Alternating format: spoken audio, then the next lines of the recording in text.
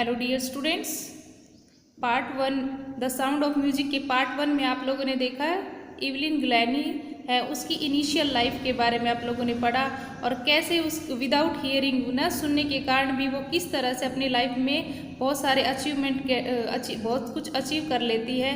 Now we will start next part. 6th paragraph. It is intriguing to watch Evelyn function so effortlessly without hearing. Evelyn Glennie है वो सुन नहीं पाती थी, फिर भी अपने वर्क है वो बहुत ही एफर्टलेसली कर लेती थी, बिना मेहनत किए हुए अपने काम है वो कर लेती थी। इंटरव्यूइंग मीन्स होता है वो बहुत ही ज़्यादा क्यूरियस थी, किसी भी बात को जानने की उसमें इच्छा रहती थी, कुछ करने की इच्छा रहती थी, तो विदाउट एफर्ट वो अपने काम बिना सुने हुए बहुत ही एफर्ट से अपने काम कर लेती थी। In our 2 hour discussion she never missed a word. हमारे 2 घंटे के डिस्कशन में भी उसने एक भी वर्ड ऐसा नहीं हुआ कि वो मिस कर दे, मतलब बिना सुने हुए वो वर्डिंग को पहचान जाती थी। Man with bushy beards give me trouble, और वो कहती है कि ऐसे मैन जिनकी बियर्ड्स दाढ़ी है वो बहुत ज़्यादा होती है, बूशी जैसे कि बहुत बड़ी बड़ी दाढ़ियाँ होती है, वो मुझे थोड़ी डिफ़िकल्टीज लगती है। सी लाफ्ट, ऐसा कह के वो हंसती है कि जो मैन है उनकी जो बियर्ड्स है वो जिस मैन की बियर्ड्स बड़ी हुई हो वो उसके लिए थोड़ा प्रॉब्लम क्रिएट करती है, ऐसा कहकर एवलिन ग्लैनी हंसती है। It is not just watching the lips, क्योंकि वो लिप्स की वजह से लिप्स से नहीं पहचान पाती, क्योंकि उसके लिप्स नहीं दिखते हैं। It's the whole face especially the eyes, लेकिन उसके लिए लिप्स का दिखना ही जरूरी नहीं है, बल्कि होल फेस देखने की बजाय स्पेशली आइज़ भी दिखनी चाहिए। She speaks flawlessly with a Scottish list, वो है वो इतनी फ्लॉलेसली मतलब होता है विदाउट ए फोल्ड और मिस्टेक, बहुत ही फर्राटे से बोलती है। स्कॉटिश लिल्ट, और लिल्ट क्या होती है? ए वे ऑफ स्पीकिंग, बोलने का लहजा। जैसे हम लोग कोई भी लैंग्वेज बोलते हैं, हिंदी बोलते हैं, तो जो हमारे लहजा आता है वो ये जो स्कॉटिश लिट उसकी एक स्कॉटिश जो उसकी भाषा है उसमें उनका लहजा आता है, और वो बहुत ही फ्लॉलेसली बोलती है, फराटे से बोलती है। Evelyn Glennie, my speech is clear because I could hear till I was 11। Evelyn Glennie कहती कि मेरी स्पीच है वो एकदम क्लियर है, क्योंकि मैं जब 11 साल की थी तब तक सुन सकती थी। She says but that doesn't explain how she manage to learn French and master basic Japanese. लेकिन एवलिन ग्लैनी कहती है but that doesn't explain how she manage, कि कुछ लोग तो इस बात पे यकीन नहीं करते हैं कि मैंने कैसे मैनेज किया, कि जब मैं डीफ हो गई थी उसके बाद तो मैंने फ्रेंच और जापानीज को भी सीखा है। As for music she explain, और जहाँ तक म्यूजिक की बात है वो बताती है it pours in through every part of my body, और म्यूजिक तो मेरी पूरी बॉडी में भरा हुआ है। It tingles in the skin, tingles means होता है cause a slightly pricking of stinging sensation, कि म्यूजिक है वो टिंगल्स मीन्स होता है कि जब म्यूजिक बजता है तो उसकी फुल बॉडी में झंझनाहट होती है। माई चिकबोन्स एंड इवन माई हेयर, कि मेरी स्किन में झंझनाहट होती है, मेरे चिकबोन्स में, और यहाँ तक कि मेरे हेयर में भी म्यूजिक जब बजता है तो टिंगल्स होती हैं। When she plays the xylophone, जब वो जाइलोफोन बजाती है, she can sense the sound passing up the stick into her finger tips. जब जाइलोफोन बजता है तो उसकी साउंड है वो कहाँ पास होती है? स्टिक, जाइलोफोन की स्टिक से उनके फिंगर टिप्स, फिंगर जो लास्ट तक फिंगर है वहाँ टिप्स तक उसको महसूस होता है। By leaning against the drums she can feel the resonance flowing into her body. By the leaning against the drums she feel resonance flowing, resonance मतलब होता है इकोज ऑफ साउंड, जो गूंज होती है वो उसको बहुत ही अच्छे से उसकी पूरी बॉडी में उसको फील होती है। जब ड्रम की आवाज़ बजती है तो उसकी पूरी बॉडी में उसको उसकी गूंज सुनाई देती है।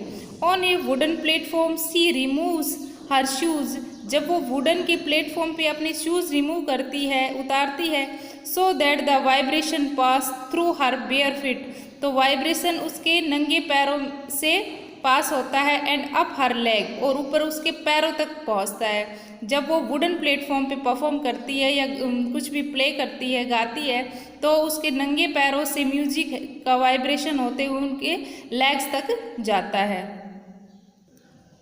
नोट सरप्राइजली, ये कोई सरप्राइजिंग वाली बात नहीं है एवलिन ग्लानी के लिए। Evelyn delights her audience in 1991। Evelyn है वो अपने ऑडियंस के लिए बहुत ही डिलाइट होती है, हैप्पी रहती है।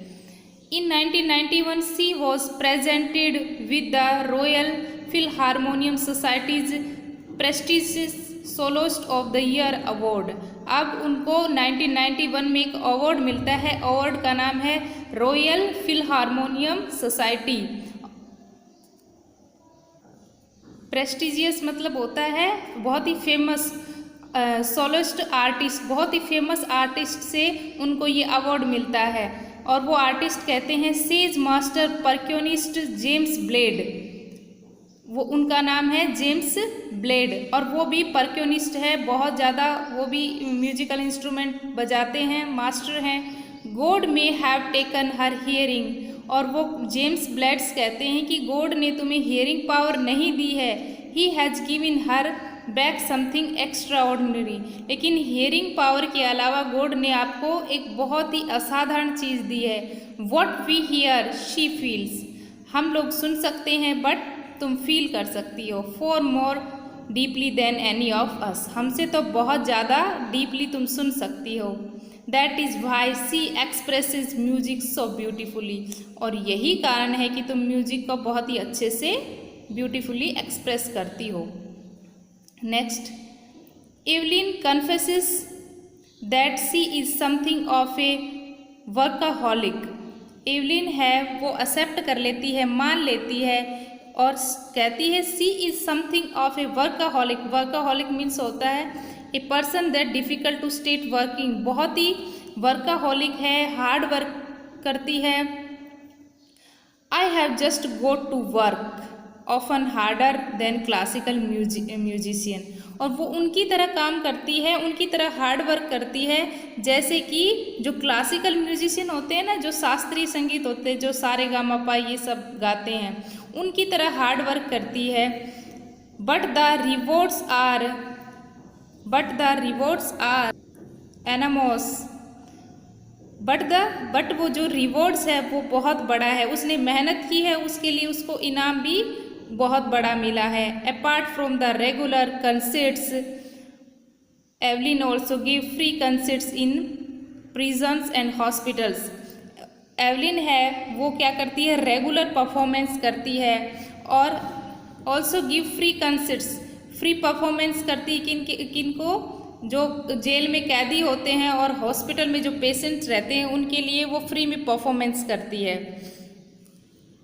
She also gives high priority to classes for young musician, और सबसे ज़्यादा प्रायोरिटी अहमियत किसको देती है, जो नए नए म्यूजिशियन हैं, जो नया नया म्यूजिक सीखते हैं उनको। Any रिचलिन of the बिथोवन fund for deaf children says, एक एनी रिचलिन होती है जो बिथोवन फंड में काम करती है। फंड वो होता है जो किसी की हेल्प के लिए दिया जाता है, उसमें काम करती है डीफ चिल्ड्रन के लिए, और वो कहती है she is a shining inspiration for deaf children. वो कहती है एवलिन तुम इन जो डीफ चिल्ड्रन है सुन नहीं सकते, उनके लिए एक चमकती हुई इंस्पिरेशन हो, प्रेरणा हो। They she that there is nowhere that they can not go, और वो कहती है कि अगर हम कड़ी मेहनत करते हैं तो कहीं पे भी हम, ऐसा नहीं है कि जहाँ पे हम जाना चाहें वहाँ पे जा सकते हैं, ऐसा नहीं कि ये चीज़ हमारे लिए इम्पॉसिबल है।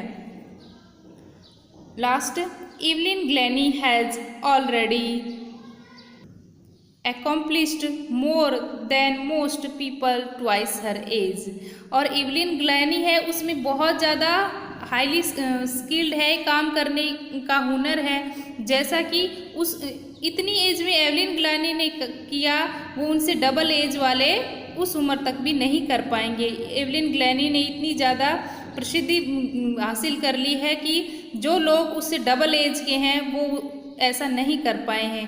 She has brought percussions to the front of the orchestra and demonstrated that it can be very moving. Evelyn Glennie है वो संगीत को सामने लेके आई, ऑर्केस्ट्रा के सामने लेके आई। जो म्यूजिकल इंस्ट्रूमेंट पीछे बजाए जाते थे उनको ऑर्केस्ट्रा के सामने खड़ा किया एंड दिखाया कि ये भी it can be very moving, कि ये जो ऑर्केस्ट्रा के सामने ये सब है ये भी कर सकते हैं। जो दूसरे म्यूजिकल इंस्ट्रूमेंट जो पीछे बजाए जाते हैं ऑर्केस्ट्रा के पीछे, वो भी उनका स्थान भी उन्होंने आगे लाई। She has given inspiration to those who are handicapped people who look to her and say if she can do it I can. और उन्होंने क्या किया, वो हैंडीकैप्ड लोगों के लिए भी प्रेरणा बनी और लोगों को बताया कि who look to her and say, लोग उनको देखकर कहते थे if she can do it, अगर ये कर सकती है आई कैन, मैं भी कर सकता हूँ। And now the least she has given enormous pleasure to million. और and not the least at least she has given enormous pleasure to million. और इस तरह से उन्होंने बहुत ज़्यादा बहुत लोगों को प्लेजर टू मिलियंस लोगों को खुशी दी। Written by Deborah Cowley. Thinking about the text, now we will discuss question answer. How old was Evelyn when she went to the Royal Academy of Music? Students, इसमें हमें answer है वो few words में लिखा है। हम लोगों ने लेसन कंप्लीट कर लिया है, इस तरह से हम लोग इसके आंसर भी इजीली दे पाएंगे। How old was Evelyn when she went to the Royal Academy of Music? Royal academy of music में जब एवलिन ग्लानी जाती है तो वो कितने साल की होती है? Answer is Evelyn was 17 years old when she went to the Royal Academy of Music in London. वो 11 साल की होती है जब म्यूजिक अकेडमी लंदन में जाती है। When was her deafness first noticed? उसने कब ये नोटिस किया कि वो डीफ हो गई है, बहरी हो गई है? When was it confirmed? और कब उसको ये कन्फर्म हुआ कि वो कम्प्लीटली डीफ हो चुकी है? Answer is her deafness was first noticed when she was 8 years old. जब 8 साल की थी तब उसने नोटिस किया। And it was conferred when she was 11. और 11 साल की हुई तब उसने उसको कन्फर्म हो गया। Answer is of this question in A short paragraph, right 30 to 40 words. Who helped her to continue with music? Music को कंटिन्यू रखने में किसने हेल्प की? What did he do and say? उसने क्या किया और क्या कहा? Rob Forbes helped her to continue with music. Rob Forbes ने उनकी हेल्प की म्यूजिक को कंटिन्यू रखने में. He spotted her potential and said don't listen through your ears, try to sense it some other way. He began by tuning two large drums of different notes. तो उन्होंने क्या किया कि different Ron Forbes हैं उन्होंने help की और music सीखने के लिए उन्होंने कहा कि तुम्हें अपने सेंस ऑर्गन से फील करना है और 2 लार्ज ड्रम की वॉल्यूम उन्होंने बजा दी थी. हम लोगों ने लेसन में भी देखा कि एक की वॉल्यूम हाई रखते हैं और एक की लो रखते हैं. Name the various places and cause for which Evelyn performance. ऐसे वेरियस प्लेसेस की नाम बताने हैं जहाँ पे एवलिन ग्लानी है वो परफॉर्मेंस करती थी. Evelyn performed free concerts in the prisons and hospitals. कैदियों को और हॉस्पिटल में वो जेल में जो कैदी होते थे उनको और हॉस्पिटल में वो फ्री में परफॉर्मेंस करती थी. सी made music her life and performed many regular concerts. और वो उन्हीं के लिए रेगुलर जो परफॉर्मेंस करती थी क्योंकि ये कैदियों और जो पेशेंट्स हैं उनके लिए बहुत ही बेनिफिशियल होता है. Last question, answer the question in 2 or 3 paragraphs, 100 to 150 words. How does Evelyn here music. अब एवलिन है वो कैसे म्यूजिक को सुनती थी. Evelyn became deaf by the time she was 11. Evelyn है वो डीफ हो गई थी जब वो 11 साल की थी. But she did not give up. परंतु उसने अभी ये छोड़ा नहीं. She was determined to lead a normal life and pursue her interest in music. और वो उन्होंने म्यूजिक में ही अपना इंटरेस्ट चालू कर दिया था, उसको पूरी तरह से डिटरमाइन कर दिया था। रोन फोर्ब्स ए परक्यूनिस्ट स्पॉटेड हर पोटेंशियल। और रोन फोर्ब्स है जो परक्यूनिस्ट थे, वो बहुत ज़्यादा म्यूजिक इंस्ट्रूमेंट बजा सकते थे, उन्होंने उनका साथ दिया। He asked her not to listen through ears. और कहा कि तुम्हें ईयर के थ्रू न सुनकर बल्कि अपने सेंस ऑर्गन से फील करना है। But try to the sense in some other way, दूसरी तरीके से महसूस करना है। She relied she could feel the higher drum from the waist up and the lower one from the waist down. और उन्होंने दो प्रकार की साउंड प्रोड्यूस की, एक ड्रम बीट को हाई वॉल्यूम पे रखा और एक को लो पे। तो जो एवलिन है उसने हाई वॉल्यूम को अपर पार्ट से फील किया और लो वॉल्यूम को वेस्ट के डाउन से। Forbes repeated the exercise and soon Evelyn discovered that she could sense certain notes in the different parts of different body. और रोन फोर्ब्स से ये एक्सरसाइज उसको बार बार रिपीट करवा रहे थे, जिस कारण से क्या हुआ, उसके बॉडी पार्ट से उसको महसूस होने लगा कि किस टाइप की साउंड है। She learned to open her body and mind to sound and vibrations. और वो साउंड को सुनने के लिए अपने माइंड और बॉडी को ऑलवेज ओपन रखती थी। She herself explain it pours in the through every parts of my body. और वो इसी से एक्सप्लेन कर पाती थी उसके बॉडी पार्ट से ही। It tingles in the skin. और उसके झंझनाहट, जब म्यूजिक बजता था तो उसको टिंगल्स होती थी, झंझनाहट होती थी उसकी स्किन में, चिक बोन्स में और हेयर में। When she played on the xylophone she could sense the sound passing up the stick into the finger tips. और जब जाइलोफोन बजता था तो उसकी साउंड है वो स्टिक से लेकर उसके फिंगर टिप्स तक जाती थी। On the wooden floor she used remove her shoes. और जब वुडन फ्लोर में वो परफॉर्मेंस करती थी अपने, सो दैट द वाइब्रेशन में पास through her bear foot and up her legs. और वो आवाज़ उसके नंगे पैरों से लेकर उसके लेग्स तक जाती थी। तो यहाँ पे हमारे क्वेश्चन आंसर एक्सरसाइज कंप्लीट हो गई। It is inspiration story.